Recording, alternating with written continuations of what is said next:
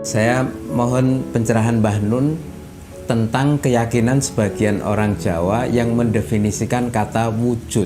Nah, ada yang beranggapan atau mengartikan wujud itu artinya adalah ada, tapi juga ada yang mengartikan wujud itu artinya adalah nampak. Jadi ada dan nampak gitu ya. Jadi ada dua makna pada kata wujud. Sedangkan Tuhan itu sifatnya juga wujud, tapi banyak yang beranggapan percaya sama yang wujud dalam kurung nampak, entah itu nampak di mimpi, meditasi, entah atau apapun. Nah, bagaimana menyikapi dan meluruskan pemahaman wujud itu sendiri? Saya bukan orang yang suka menuduh orang bengkok sehingga saya terus menjadi ustadz yang meluruskan, enggak juga gitu ya. Tapi ini saya kira ada sejumlah bias, ada sejumlah ketidaktepatan gitu ya. Jadi kata wujud itu dari kata wajada. Ya, wajada itu kata kerja, menjumpai, menemui atau menemukan. Ya, terus maujud itu ada kata maujud. Itu sesuatu yang ditemukan, sesuatu yang tampak, sesuatu yang ditemui kan gitu. Kalau wujud itu adalah hakikat dari sesuatu yang maujud tadi itu. Jadi wujud kita kok itu mukhalafatul lil khawadits itu kan. Jadi Allah itu wujud. Sekarang kalau mau serampangan gampang, ya ini semua Allah ini. Karena tidak ada selain Allah. Ini semua Allah ya godhong kuwi nek aja terus ngarani godhong adalah Allah. Jadi sekarang ada yang namanya dijumpai atau menjumpai wujud tidak wujud itu sebenarnya kan ada yang dijumpai secara mata, oleh mata, ada dijumpai secara telinga, ada dijumpai secara sensor yang lain misalnya Indra lima panca indera, ada yang dijumpai secara rohani, ada yang dijumpai secara bawah sadar, ada yang dijumpai secara sel, ada yang dijumpai secara atom, ada yang dijumpai secara saraf. Itu semua maujud, semua wujud sebenarnya. Nah, wujud yang kita kenal adalah wujud materi. Karena sekolah hanya mengajarkan materialisme. Dan kehidupan kebudayaan kita juga hanya mengajarkan materialisme. Akhirnya diseret kata wujud itu menjadi materialistik, sing kasat moto, sing ketok moto, sing krungu kuping kan gitu. Yeah.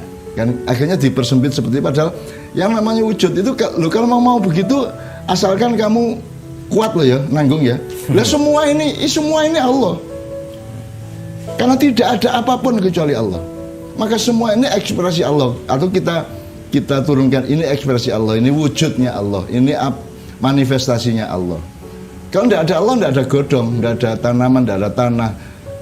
Bahkan nanti akhirnya tidak ada motor juga. Kalau Allah tidak mengizinkan motor bisa jalan, ya tidak jalan. Jadi terserah itu semuanya. Itu tergantung kedewasaan kita masing-masing. Tidak salah kalau ngomong kalau dikatakan bahwa Allah itu kelihatan, ya kelihatan. Semua ini Allah, tapi semua loh ya. Jangan termasuk kamu Allah. Kalau nggak ada Allah, nggak ada kamu. Maka hakikatnya sebenarnya kamu itu Allah. Hakikat tapi bukan syariat. Ojo terus ngarani aku Allah rek. Jangan bilang gitu. Iki Allah rek. Yang main gitar itu Allah, yang duduk gamelan itu Allah, jangan gitu. Itu kan menjadi tidak skalatif ya, tidak mengerti bahwa Allah itu sebuah keseluruhan, sebuah asil mukafah itu ya. Udkhulu fisil mukafah. Jadi tapi kalau ngomong hakiki, ya tidak ada selain Allah. La ilaha illallah. Tidak ada apapun yang lain kecuali Allah. Jadi semua itu langit, bumi, awan, srengenge, bulan, itu Allah. Tapi tidak lantas Anda bisa mendefinisikan rembulan adalah Allah, matahari adalah Allah. Tidak bisa begitu. Keseluruhannya ini adalah Allah karena keseluruhan ini kalau tidak ada Allah ya tidak ada. Jadi sebenarnya representasi Allah semuanya. Semua adalah wujudnya Allah. Wujudnya Allah gitu loh.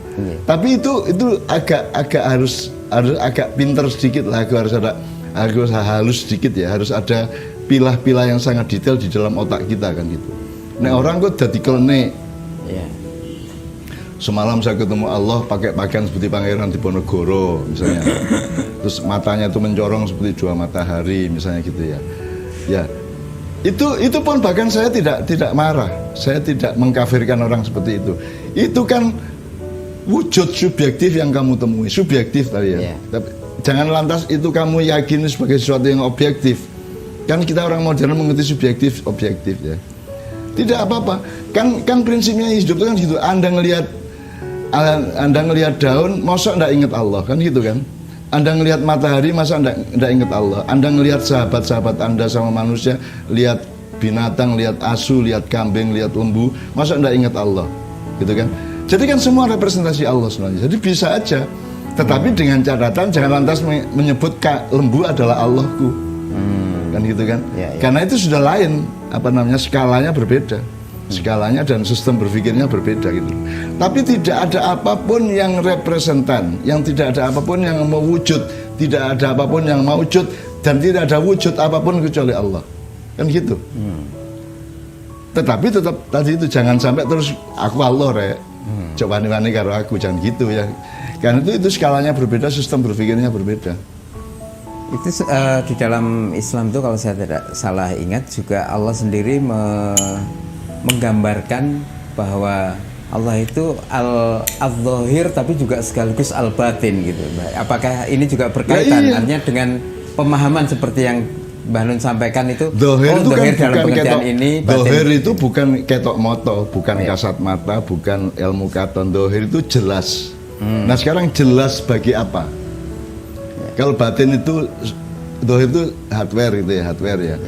Jadi kan tetap aksesnya melalui apa? Pakai peralatan dan perangkat apa? Iya, pakai perangkat server piye, receiver piye, aplikasinya apa dulu, pakai coding yang bagaimana, programmernya dulu mencetaknya kayak kan semua gampang kok dimengerti kok gitu. Jadi memang Allah itu al-zahir.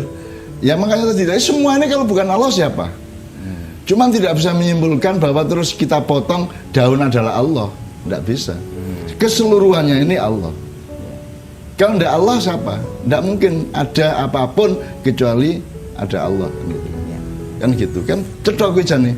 Nah manusia harus punya disiplin untuk dinamis. Di antara ojo njur leren aku Allah rek.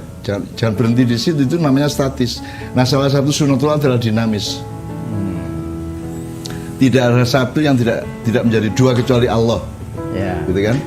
Kalau Allah tidak terikat oleh hukum apapun. Gitu. Kita orang Jawa itu sudah punya kalimat ngono ya ngono ning aja. Ngono kan itu salah satu maknanya seperti itu. Memang saya tidak bisa nyanyi, tidak bisa bersuara, tidak bisa bergerak kalau tidak karena Allah. Tapi tidak lantas aku iki Allah. Ya. Tapi kalau bilang aku bukan Allah juga salah. Aku bagian dari entitas maha besar yang namanya Allah. Tapi tidak berarti saya adalah Allah. Jadi misalnya ruji aja ngaku motor, setang aja ngaku motor, gue emang setang, gitu kan. Kamu bekerja sama dengan seluruh bagian dari motor itu kan itu. Bahkan motor juga jangan mengaku Allah motor itu, karena motor kan dari logam kan dari bumi. Nah bumi juga jangan mengaku Allah karena bumi ini hanya ada kalau ada susunan tata surya, kalau ada susunan alam semesta, di mana Allah bersila di atas air yang maha besar, maha dahsyat yang tidak bisa kita hitung itu di arah sana kan gitu kan. Itu kan semua jelas kok semuanya. Jadi yang penting cara berpikir kita, itikat baik kita. Kalau kita mau manipulasi ya bisa dengan mudah juga manipulasi gitu. Jadi kan kita harus proporsional. Pada saat apa berpikirnya begini, pada saat apa berpikirnya begitu. Misalnya gini, kalau dalam konteks aplikasi sederhana ya, misalnya nasionalisme. Nasionalisme kan tidak berarti kamu hanya mencintai bangsa Indonesia. Apa kamu ada orang kecelakaan motor, terus kamu tahu dia orang Vietnam, terus nggak kamu tolong gara-gara nasionalis Indonesia, kan ora? Kan nasionalisme itu sebenarnya adalah kemanusiaan atau universalisme di dalam skala yang seluas-luasnya, meskipun karena kita harus menjaga wilayah kita maka kita bikin nasionalisme, tapi hakikatnya tetap universalisme, tetap humanisme. Kan gitu. Orang jatuh di jalan tetap kamu tolong meskipun agamamu berbeda, meskipun sukumu berbeda, bangsamu berbeda, kan tapi sama-sama makhluk Allah kan gitu. Termasuk bersedekah rasa takon sik kowe agama apa kita kei zakat aja ngono. Bersedekah kan untuk 8 asnaf, orang miskin, orang fakir, orang apa 8 itu ya. Dan itu enggak ada muslim, enggak ada. Dari 8 tadi enggak ada yang muslim, itu enggak ada. Siapa saja manusia yang membutuhkan bantuan dibantu. Jadi kita itu kan soal cara berpikir di level yang berbeda-beda. Artinya main pingpong jangan berpikir dan memakai mindset orang main volley kan gitu kan. Iya. Kalau Anda main volley ya jangan berpikir dan bertindak seperti orang main sepak bola, kan gampang sebenarnya kan. Begitu juga dalam nilai-nilai kehidupan yang berlapis-lapis dan bermosaik-mosaik ya, bergigir-gigir gitu.